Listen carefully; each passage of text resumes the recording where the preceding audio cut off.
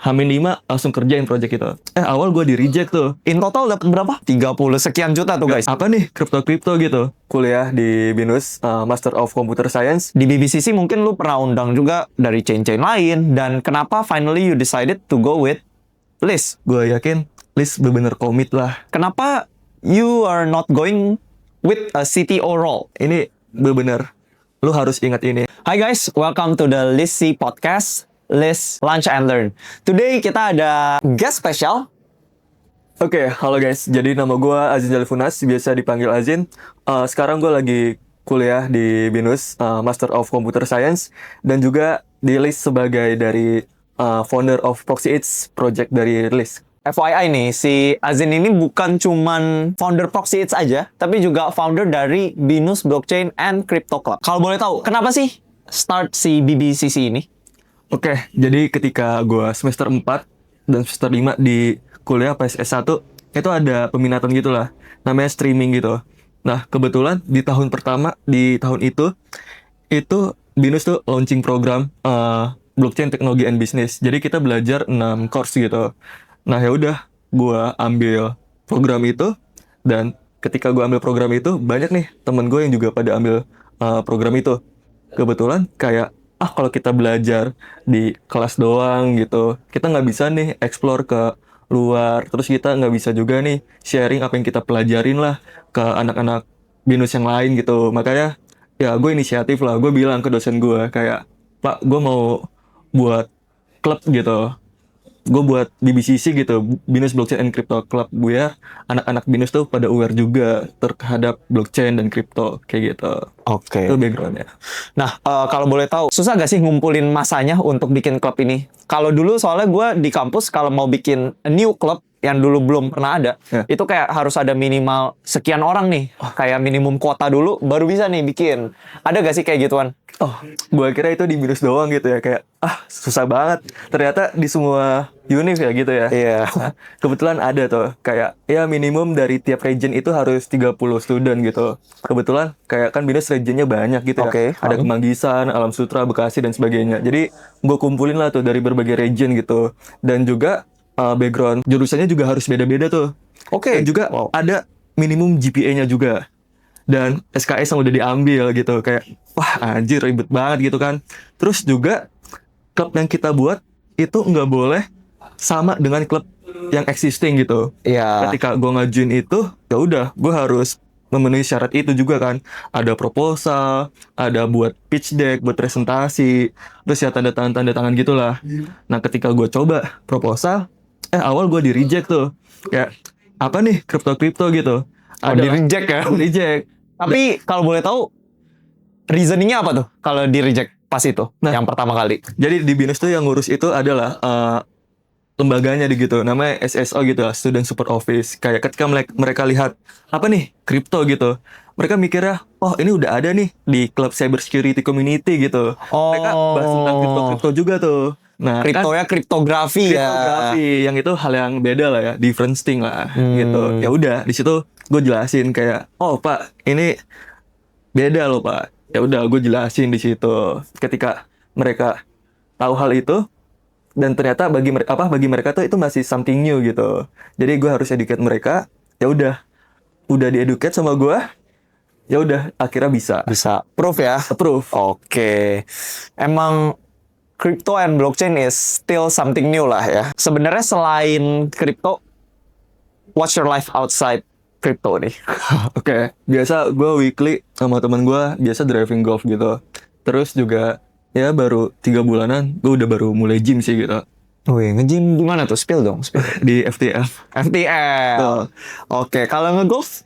Kalau golf ya biasa di Arjuna sih. Arjuna ya, gitu. Emang lumayan deket ya lumayan sama deket. BINUS juga. Betul. Tapi kalau turlap udah pernah turlap?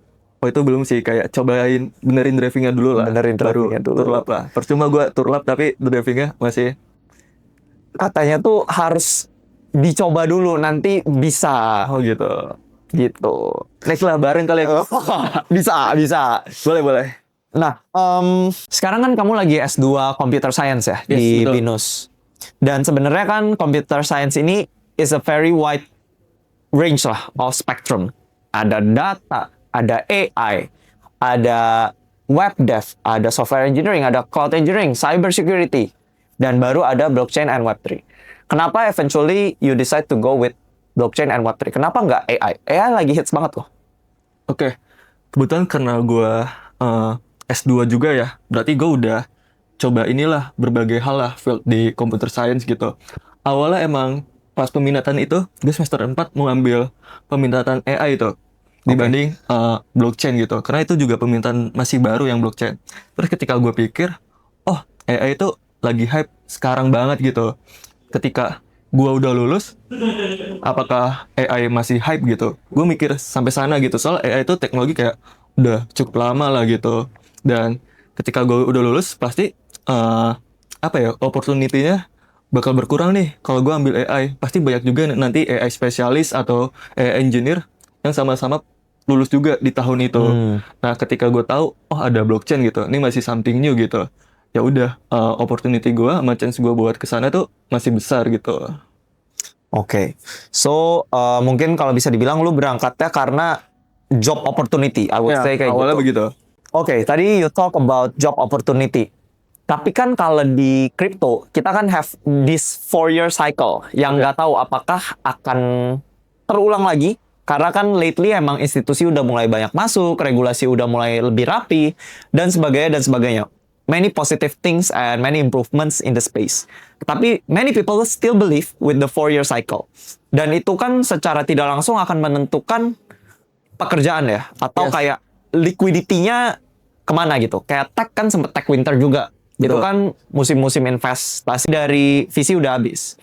Nah, sementara kalau di 4-year cycle berarti investasi ke kripto ini akan habis juga. Tapi Habis kenapa you still decide to go with crypto? Kripto itu sendiri kan teknologi kan itu namanya blockchain ya. Yang dimana use case dari blockchain itu sendiri beberapa tahun kebelakangan itu emang lebih banyak ke kripto gitu. Nah, kebetulan tadi lu sempat mention kayak institusi udah mulai banyak yang masuk, bahkan government udah ngeluarin regulasi gitu.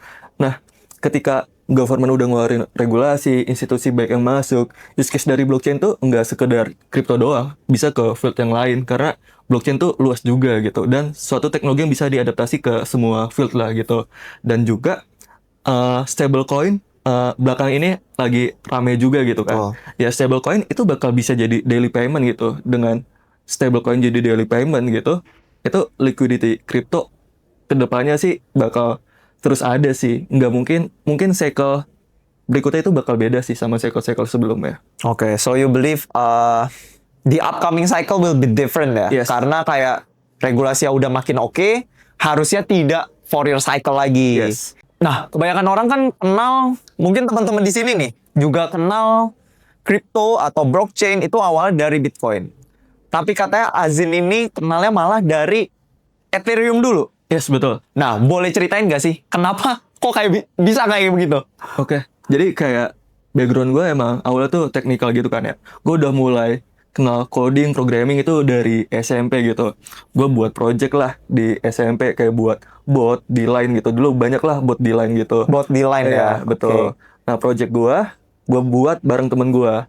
Dan ternyata banyak nih orang yang mau sewa atau beli.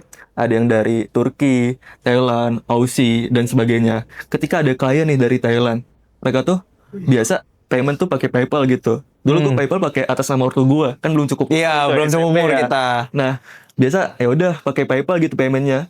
Kok ini tiba-tiba dia minta paymentnya pakai Ethereum gitu. Gue bingung, apa tuh? Ya udah gue cari.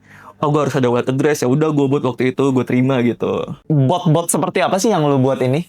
Ya ada buat entertainment gitu. Terus juga di Line kan itu dulu kalau kita punya grup itu kan bisa asal sembarang orang nge-kick lah ya member-member di grup itu. Nah itu bisa diprotek lah pakai bot. Jadi ketika ada orang yang bukan di whitelist itu nge-kick asal member, itu botnya bakal nge-kick orang itu dan invite member itu lagi. I see, very cool. Dan you start very early ya. Gua nggak tahu SMP gua lagi ngapain tuh.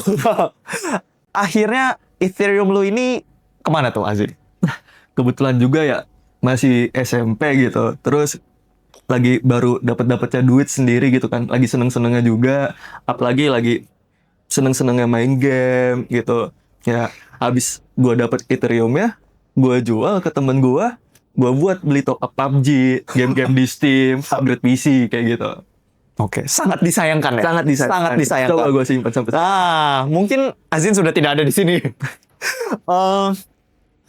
Nah, mungkin ya kalau boleh share ke teman-teman nih, mungkin ada memang mereka memiliki mungkin hobi atau kepentingan mereka masing-masing. Oke. Tapi kan investment ini juga salah satu hal yang penting ya Yes. untuk kita sebagai anak muda lah.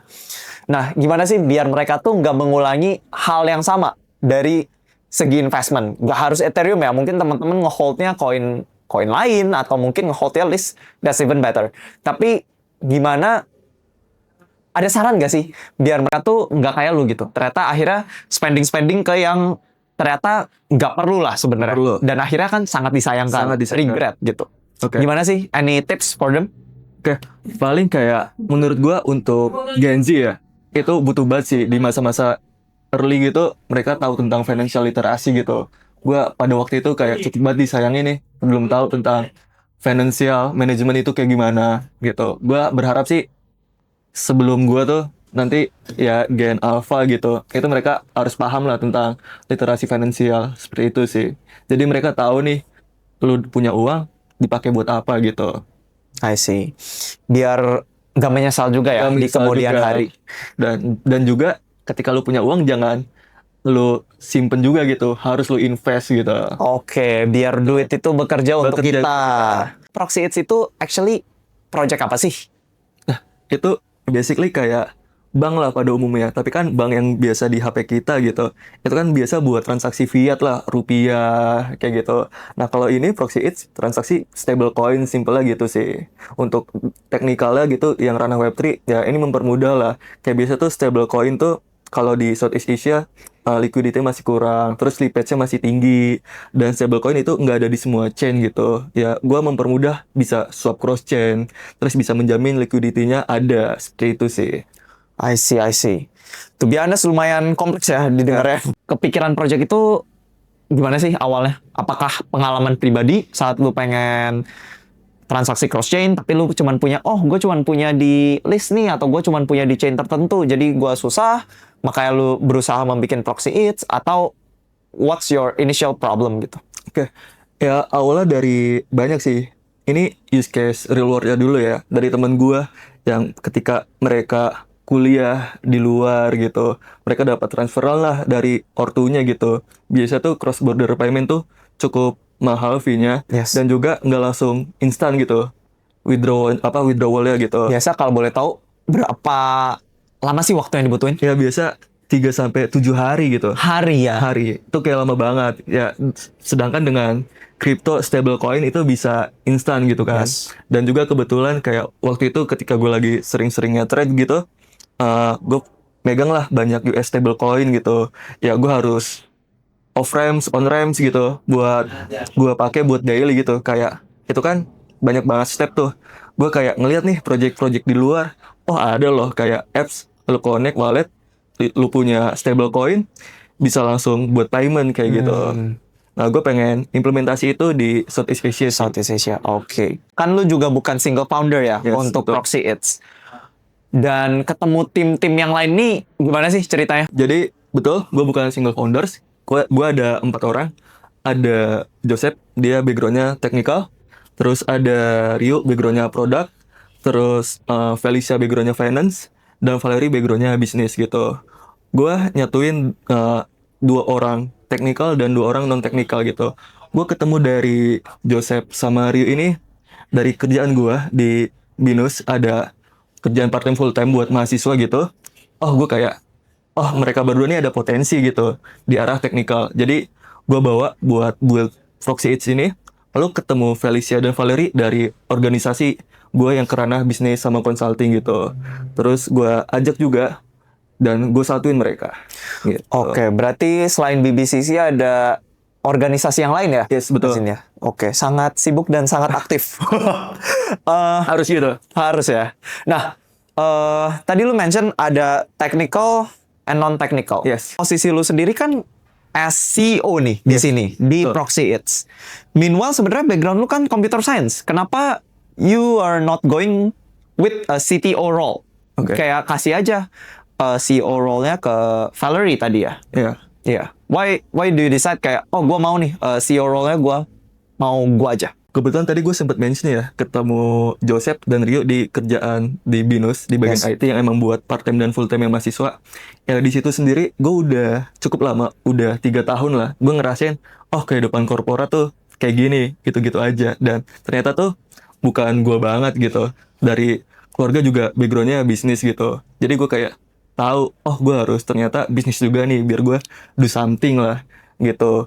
Nah, dari situ makanya gue mulai switch pelan-pelan dari technical ke non technical. Makanya gue ikut tuh organisasi yang bisnis consulting itu, dan kebetulan di tahun kedua gue juga jadi presiden juga lah gitu. Gue banyak lah kenal orang-orang yang backgroundnya bisnis. Di situ gue kayak belajar banyak hal, kayak oh ternyata emang passion gue tuh bisnis. Nah ketika gue melakukan hal itu, ya udah gue pelan-pelan, gue juga lagi passion di Web3, gue pengen do something di Web3 gitu, buat project di Web3 gitu, biar ketika gue lulus kuliah atau sambil kuliah, gue udah ada pegangan lah nanti bisa jadi Web3 entrepreneur gitu. I see. Oke, jadi ada gue bilang role shift lah ya, Yes. dari tech to non technical. Nah, ada isu gak yang lu hadapin? Mungkin kalau kita technical person kan mungkin cara pikirnya agak, gue bisa bilang terstruktur, which is Betul. bagus karena ngoding harus terstruktur. Betul. Nah, tapi kalau non technical kan kayak you manage a lot of things. Yes. Kayak as a CEO mungkin lu harus juga supervise marketing, supervise finance, supervise tech teams-nya juga. Nah, how do you manage it? Oke, jadi ya biasa orang teknikal biasa tuh di depan laptop, Betul. introvert juga lah ya biasa ya. Betul. Kayak susah nih buat ngomong di depan publik gitu. Nah awal-awal gue ngerasain itu tuh pas lagi mau shifting gitu. Ya tapi gue coba aja, gue nggak takut, gue berani lah coba. Terus gue evaluasi, gue cobalah apa ya biar better lah ke depannya tuh gimana, step by step kayak gitu. Nah ketika gue mulai shifting, banyak nih knowledge technical gue yang udah mulai lupa. Kayak dulu gue bisa ngoding kayak cepet, kok sekarang gue udah lupa gitu. Oke. Terus banyak nih hal yang masuk tadi, do marketing, finance, and anything lah gitu ya. Banyak nih. Jadi gue generalis gitu, yang tadinya otak gue spesialis jadi generalis. Di situ gue kayak manage itu tuh kayak pusing banget. Kayak tadi siang gue belajar ini, tadi ntar malam gue belajar ini, besok belajar ini. Ketika gue ketemu sama orang beda lagi nih backgroundnya. Ya. Di situ gue kayak pusing, tapi lama-lama terbiasa dan gue bisa sih manage itu. Oke. Dan itu malah seru bagi gue. Seru ya. Seru. Oke. Gue pengen back to topic about Proxy Ads nih. Yes. Lu kan as founder juga di BBCC ya. Yes. Nah, mungkin terekspos juga nih dengan berbagai chain. Mungkin ada beberapa developer mungkin startnya adalah karena dia ikut suatu hackathon di chain tertentu, maka ketemu, oh gua mau jadi build di chain ini. Oke. Nah, di BBCC mungkin lu pernah undang juga dari chain-chain lain, dan kenapa finally you decided to go with Liz untuk ngedev si Proxy Ads ini? Oke, pertama gue lihat list tuh ini sih dari Twitter ya gitu. Terus ada brand ambassador-nya juga pernah tuh datang ke Binus. Oke. Ya, Nino namanya. Nino ya. Ya, sempet lah kita ngobrol bentar. Terus gue lihat lah list tuh kayak gimana. Ternyata dia bawa lah visi misi real world problem pengen di solve dengan list gitu. Dan dia fokus ke Southeast Asia gitu kan. Iya. Kayak wah cocok banget nih buat di Indo gitu. Dia buat event ternyata sampai hackathon, round 1, terus buat juga di round 2. Ketika gue lihat itu kayak, oh mereka kayak bakal komit nih dengan chain mereka, chain list gitu di Indo gitu. Dan ketika gue tahu hal itu, ya udah gue ikut tuh LBC round 2. Lihat juga timelinenya, oh bakal ada di mode nih di Bali gitu. Ya pasti ini kayak menjanjikan banget gak sih. Terus temen gue yang udah ikut round 1 ternyata ada list park juga gitu. Kayak oh nice gitu. Gue kayak paling semoga round 2 juga ada nih incubator serupa kayak gitu. Terus gue kayak lihat kebetulan sekarang list juga adain round 3 ya. Dan partnership sama Aircraft gitu. Udah ada partnership sama government juga gitu. Dan itu nice sih gitu. Gue yakin list bener-bener komit lah gitu. I see. Nah, interesting story. Karena lu udah tahu list before LBC, dan LBC 1 juga udah tahu dan baru daftar di LBC 2. Yes. Tapi denger-denger lu daftarnya lumayan mepet ya. Submissionnya baru mulai dikerjakan H-5. Yes, betul. Nah, boleh diceritain nggak tuh ke temen-temen? Ya, kebetulan ada ikut organisasi, terus ada kerjaan full time juga gitu ya. Jadi banyak tuh lagi project tuh. Terus kebetulan lagi ikut hackathon Web 2 juga waktu itu. Oke. Gitu. Terus ada hackathon Web 3 nih, menarik nih. Temen gue yang ngajak kayak dia udah ikut round 1-nya, ikut Zin gitu, round 2-nya. Ya udah, gue ikut, itu bener-bener mepet banget. Gue kayak tahu nih, oh temen gue pas ikut round 1, winner juga, terus ada incubator juga. Gue kayak mikir, oh kalau gue hackathon ini bawanya orang teknikal semua, bakal kurang nih buat incubator gitu. Gue butuh bawa orang non teknikal juga. Jadi makanya gue satuin mereka. Ya udah, H-5 langsung kerjain project itu. Dan H-5 juga selesai juga ya. Selesai juga. Bagus. Berarti excellent team. Yes. Super Super cepat. team. Super team, super fast pace juga. Nah, boleh ceritain nggak sih gimana pengalamannya untuk list builder retreat ya? Yes. Karena kan Proxeeds pas itu adalah finalis dan diundang juga ke Bali untuk demo day. Anything you can share about your experience there? Gue seneng banget sama workshopnya di sana. Itu banyak banget beberapa sesi bahas yang non teknikal, yang itu gue butuhin banget. Kayak about visi, terus go to market, terus tentang financial, funding, terus cara lu pitching. Itu bener-bener kayak wah ini sih yang gue cari daripada di kuliah gitu. Gitu sih. Materinya daging banget. daging ya, Dan daripada kebetulan- kuliah. Iya, speakernya juga keren-keren sih. Dicatat nih Pak dosen nih, dicatat. Sering tipsen. Serius, waduh. Aduh. Oke. Berarti Lismart provide banyak materi lah ya, Ya. technical and non technical. Yes. Kalau before Bali ada workshop juga gak? Nah, kebetulan karena H-5 ya. Oh iya ya, Jadi H-5 ya. kayaknya tuh yang teknikalnya tuh kurang tahu gitu. Oke, benar. Sorry, I forgot about that. Yeah. Proxeeds ini juga salah satu udah finalis, terus jadi second winner di List Builder Challenge round 2. Dan Yes. bukan cuman LBC 2-nya aja yang main eventnya aja yang menang. Tapi boleh ceritain gak sih? Menang apa lagi sih? Karena aku ingetnya ada menang, in total ada 3 prize. Iya, 3. Jadi pertama tadi betul yang winner buat main eventnya. Terus yang kedua second winner di seller track. Terus yang ketiga social media challenge winner. Oke, in total dapat berapa? Ya 250 USD. 200 2000 kali ya. Sorry. 2000 ya. 2000. 30 sekian juta tuh guys. Yes, Jadi buat yang mau dapat duit jajan, boleh ikutan hackathon yang LBC 3. Oke. Nah, to get there I think it's not easy juga lah ya. Maksudnya untuk dapetin juara 2, dapat seller second track sama social media ya. Yes. The last one. Nah, any challenge you face on building Proxeeds ini? Wah, banyak sih. Tadi kita kerjain hamil 5 hari. Itu tidurnya kurang lah. Kebetulan yang 4 teman gue ini mereka benar-benar masih awam tentang hackathon dan Web3 juga mereka masih zero knowledge lah. Zero knowledge. Yes. Gitu. Nah, kebetulan karena itu gue educate lah mereka tuh selama 5 hari. Tiap malam kita Discord bareng gitu. Gue jelasin kayak dari blockchain itu apa, dari beberapa awal lah, dari hashing itu apa, blok itu apa, blockchain itu apa, terus crypto itu apa, use case-nya apa aja. Dari situ gue jelasin. Jadi mereka paham lah tentang Web3 dan istilah-istilah apa ya tentang DEX gitu. Oke, jadi the challenge is not just building the product itself, H-5, tapi harus mengeducate juga nih Betul. teman-teman yang masih awam Web3. Tapi the very cool thing is kalian tetap menang dan juara 2. Yes. Enggak itu juga sih, kayak biasa pemikiran orang teknikal sama non teknikal kan beda tuh ya. Iya. Nah itu ketika gue satuin mereka, kadang orang teknikal ngomongnya kayak terlalu teknikal nih. Orang yang non teknikal nggak ngerti ngomongin apa sih, itu teknologi apa gitu. Bahkan orang non teknikal ngomong ke teknikal juga Sebaliknya, nggak ngerti juga. gitu. Ya udah, gue jadi translator lah dari mereka berempat gitu. Nah, before moving on, penasaran banget nih.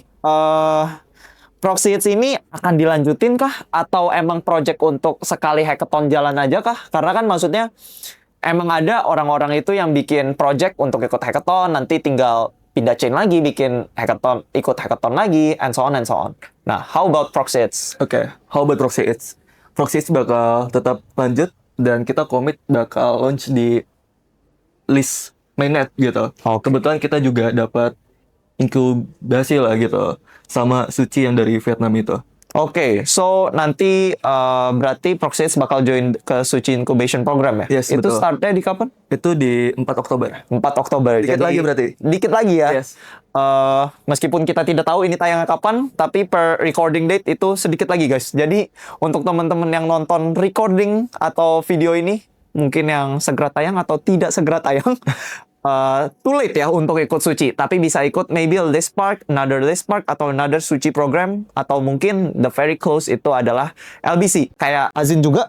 Oke. Udah ikut LBC, menang, nanti bisa di funnel ke closest incubation programnya dari List ya. Selama proses pembuatan si Proxits nih, maybe tadi kan udah mention kalau H-5 nggak sempat ikut workshop yang online ya. Yes, betul. Terus kan sempat ikut ke Bali juga di LBR. Itu kan ada workshop technical, non-technical. Mostly non-technical lah, I would say. Nah, tapi ada support seperti apa lagi sih yang kamu dapetin? Dan sebenarnya support-support ini menurut kamu useful gak sih? In context of your overall growth. Jadi bukan cuman untuk si Proxits, tapi buat yourself and maybe ini bisa diimplement juga ke project-project lain. Oh, oke. Menurut gue itu benar-benar useful banget sih guys. Kayak workshopnya tuh benar-benar wah, isinya daging banget. Apalagi speaker-speakernya juga backgroundnya banyak dari petinggi-petinggi, venture capital dan sebagainya. Dan bahkan dari C-level dari project Web3 lainnya gitu. Nah, itu benar-benar bisa diimplementasi di project gue yang lain gitu. Kebetulan gue lagi ikut hackathon dari Bank Indonesia dan OJK juga. Oke. Gue ambil track on-chain analysis. Ya gue buat project inilah on-chain gitu, kayak terminal-terminal. Tapi ini buat regulasi Indonesia gitu, dan buat kripto-kripto di Indonesia kayak gitu. Boleh ceritain dikit gak sih sebenarnya on-chain analysis itu kayak apa ya? Mungkin teman-teman di sini belum mudeng gitu ya, belum terlalu tahu apa sih on-chain analysis gitu. Mungkin taunya technical analysis Oke. buat chart-chart ya. Kayak on-chain analysis, on-chain berarti di blockchain gitu. Blockchain itu kan benar-benar data lah ya, dasarnya ya. Basicnya tuh blockchain itu data, dan data di blockchain tuh ada banyak, dan data itu benar-benar open banget gitu. Nah, data itu kayak masih mentah gitu lah, masih raw data, dan perlu diolah gitu. Nah, on-chain analysis itu kita ngolah data biar data itu tuh jadi sebuah insight yang bisa useful gitu sih simpelnya. Oke. Jadi selain ada Proxits berarti ada kesibukan untuk yang kerjain project BIOJK itu Iya, juga betul. ya. Dan itu sekarang berarti kondisinya udah baru submission, udah finalis atau how's the condition? Oh, kebetulan kita ini sih masuk final, masih ongoing. Kita dari kategori mahasiswa, kita masuk top 5 dari 2.000 lebih pendaftar. Wow. 700 proposal lebih gitu. Dan kebetulan bakal final di 29 Oktober. Dan itu Oke. bakal next lanjut ke ini OJK Sandbox. OJK Sandbox. Oke, so good luck juga buat Azin and team for the project yang Yes. on-chain analysis itu. Oke, back to topic. Kamu kan sekarang ini S2 Computer Science ya? Yes. Dan Computer Science tadi as kita bahas di awal itu kan banyak banget spektrumnya. Data, machine learning, AI, and so on, and so on, and so on. Nah, mungkin di sini ada teman-teman yang masih kuliah juga, dan mereka itu bingung. Misalnya mereka udah kuliah IT, tapi mereka itu bingung. Sebenarnya aku harus ambil pendalaman yang mana sih? Oh gitu. Nah, itu boleh dikasih tahu guide-nya nggak? Supaya mereka tuh tidak tersesat gitu. Biasa kan mahasiswa tuh awal-awal kayak milih jurusan, kayak job opportunity-nya gimana sih pas lulus gitu pada dasarnya. Ya mereka lihat, oh IT itu oke nih. Ketika Betul. mereka masuk, oh ternyata IT itu luas. Benar. Ada AI, data science, web programming, mobile programming. Nah itu tiap field di IT itu beda lagi tuh job opportunity-nya. Kayak mungkin sekarang emang AI lagi hype-hype-nya. Tapi ketika lu ambil jurusan AI dan lu lulus nanti, ya mungkin job opportunity-nya tuh kurang karena Oke. udah banyak lah lulusan AI gitu, apalagi yang field yang lain gitu. Sedangkan Web3 ini benar-benar masih baru gitu, something new gitu. Ya ketika lu mulai sekarang dan lu lulus, lo tuh bakal jadi orang yang bener-bener udah siap gitu ketika Web3 bakal lagi booming-boomingnya. Oke. So, buat teman-teman yang masih kuliah bisa dilihat job opportunity-nya seperti apa dan juga take the momentum ya. Yes, take the momentum. Kita kan discussing about Web3 and blockchain. Mungkin di sini ada teman-teman juga itu yang udah punya streamnya sendiri lah masing-masing. Yes. Kayak, oh aku udah suka data nih, aku udah suka ini. Tapi gimana kayak caranya kita itu mau mencoba hal yang baru. Kayak kamu nih. Kamu actually kan udah di computer science, tapi kenapa sih malah dari technical mau pindah ke non-technical? There must be a reasoning for that kan. Nah, mungkin teman-teman yang di IT nih yang udah punya streamnya masing-masing, gimana sih biar mereka itu mau coba hal baru? Dan gimana sih mereka bisa manage their time untuk coba hal baru tersebut? Oke. Ya, biasa masih yang namanya kuliah gitu ya. Ya, coba-cobain aja lah banyak hal gitu. Jangan fokus di satu. Biar lu tuh tahu kayak, oh, field ini begini, field ini tuh begini. Cobain semua sampai benar-benar, oh, ini nih apa ya? Benar-benar menghasilkan lah buat lu. Dan ini juga bikin lu kayak semangat gitu kerjain project-project di field itu. Kalau lu misalkan udah ada milih streaming gitu, passion di sana, tapi nggak menghasilkan, ya menurut gua coba dicari field apa sih yang benar-benar menghasilkan gitu. Oke, jadi fokusnya ke uang. Wah, cuan. Azin kan juga salah satu apa ya, guest yang relatively masih muda lah di podcast ini. Sekarang kan Gen Z ini banyak yang mereka itu dikit-dikit galau, dikit-dikit apa ya, mengeluh lah, mental health lah, inilah itulah.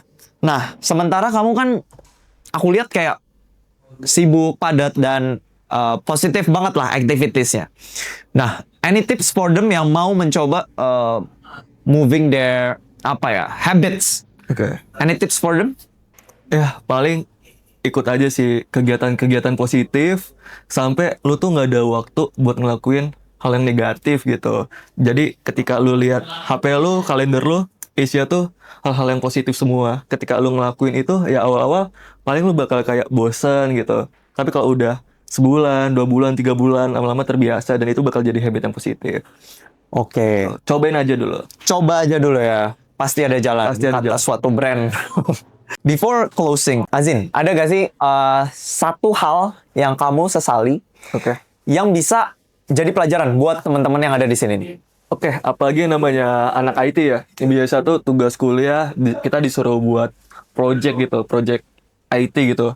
Nah, biasa tuh anak-anak computer science gitu, IT tuh mereka buat project, oh, yang penting teknologinya, tech-technya bagus gitu. Yes. Nah, itu menurut gue juga dulu begitu juga. Dan itu hal yang gue sesali. Kenapa sih kita nggak buat project yang benar-benar ada problemnya gitu. Ya, kita solve problem itu dengan teknologi yang ada gitu. Teknologi seadanya lah gitu. Jadi, kita build project for the problem gitu. Bukan buat tech-tech gue yang bagus, kayak gitu. I Itu see. sih. Jadi ini tips juga ya buat teman-teman yang mau ikut hackathon selanjutnya. Dari winner hackathon LBC 2. Nah, jangan fokus on the tech itself, Yes. tapi fokus on solving the problem. Mungkin bisa dibilang nggak apa-apa ya kalau misalnya tech-nya ini nggak terlalu canggih yang gimana, Gimana? as long as you're solving a real problem. Yes. Karena sebagus-bagusnya teknologi adalah sebagus-bagusnya solusi yang bisa diberikan untuk masalah yang memang benar-benar ada. Ada.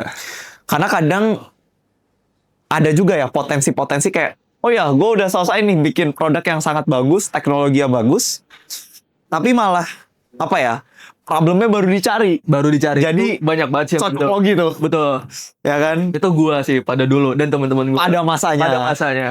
Untung sudah bertobat ya. Itu sudah bertobat. Jadi buat temen-temen emang yang mau ikut LBC Round 3, ingat nih kata-kata Azin ya. Boleh gak sih dipromot Proxy Eats atau stay tune ke social media kamu? Boleh, biar mereka bisa keep updated. Oke, paling boleh di follow IG gua @adzinzh dan juga IG Proxy Eats _official dan juga jangan lupa Twitternya Proxy Eats _xyz gitu. Azin, ada closing statement gak dari lo nih?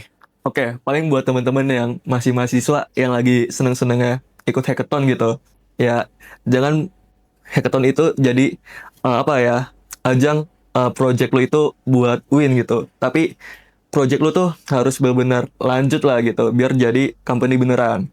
Nah, tapi biar project lu benar-benar bisa lanjut, gue ada satu quotes lah. Gitu. Apa tuh abangku? Kayak ketika project itu lanjut, lu pasti butuh investor lah gitu ya. Ini benar-benar lu harus ingat ini. Investor don't just fund great tech. They fund great teams who can turn technology into traction. Gitu. Oke. Jadi memang apalagi early startup ya. Yes, Pasti yang fokus itu adalah actually teams ya. the teams. Karena belum tentu bisnis model suatu early startup ini kan kadang belum proven ya. Yes. Makanya they need a solid team yang emang bisa kerja, bisa pivot, dan juga bisa commit on the project and for overall of the project itself. Oke, that's all. And thank you banget Azin udah hadir di Lisi Podcast. And we'll see you on the next Lisi Lunch and Learn. Bye-bye. Thank you so much.